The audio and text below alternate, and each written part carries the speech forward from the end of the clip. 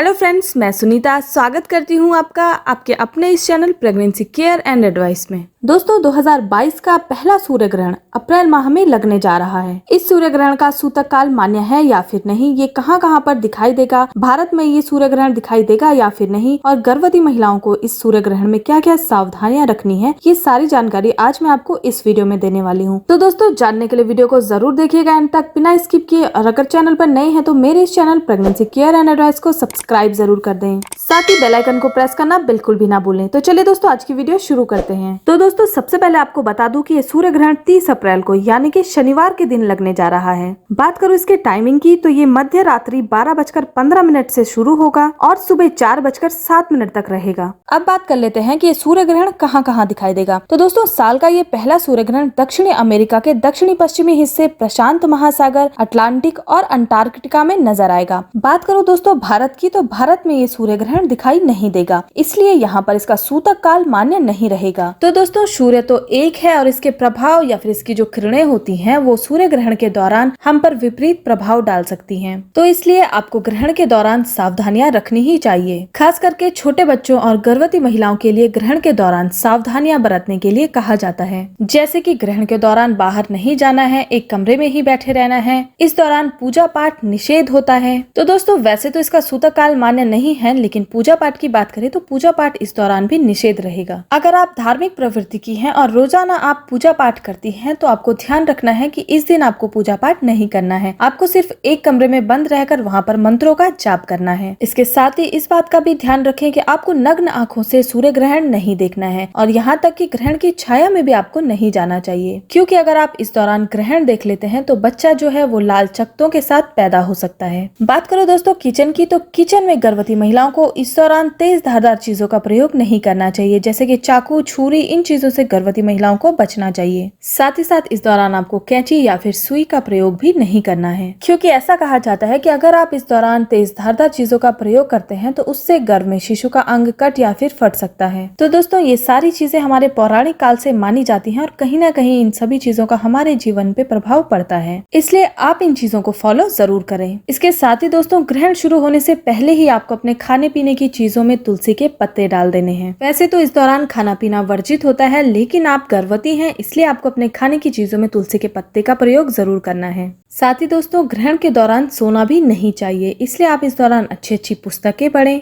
ये आपके गर्भ में पल रहे शिशु के लिए भी काफी अच्छा होता है। ग्रहण के दौरान किसी पे चीखना, चिल्लाना या फिर मारपीट भी नहीं करनी चाहिए, क्योंकि ऐसा माना जाता है कि ग्रहण के दौरान अगर आप ये सभी चीजें करते हैं तो इसका कहीं ना कहीं दुष्प्रभाव आप पर और आपके बच्चे पर पड़ता है। इसके साथ ही दोस्तों अगर प्रिकॉशंस की बात करूँ तो इस दौरान आपको अपने पास एक नारियल जरूर रखना चाहिए, क्योंकि दोस्तों ऐसा माना जाता है कि ग्रहण के दौरान जो भी ग्रहण के दुष्प्रभाव होते हैं वो सारे के सारे इस नारियल में चले जाते हैं। इसलिए आपको ग्रहण के दौरान नारियल अपने पास जरूर रखना है और ग्रहण समाप्त होने के बाद इस नारियल को कहीं बाहर फेंक दें। इसके अलावा दोस्तों आप इस दौरान अपने पेट पर तुलसी के पत्ते का या चंदन का या फिर कुशा के घास का लेप लगा सकते हैं। ये ग्रहण से आपके गर्भ की रक्षा करता है। इसके अलावा दोस्तों ये भी कहा जाता है कि अगर आप अपनी हाइट का एक पीला धागा लेकर अपने कमरे में टांग दें तो ये भी आपको नकारात्मक किरणों से बचाता है। तो दोस्तों ये कुछ टोटके हैं जिनको कि आप ग्रहण के दौरान अपने आप को बचाने के लिए प्रयोग कर सकते हैं। और अंत में दोस्तों जब ग्रहण समाप्त हो जाए तो घर को अच्छे से साफ कर लीजिए और घर में गंगा जल का छिड़काव जरूर करिए।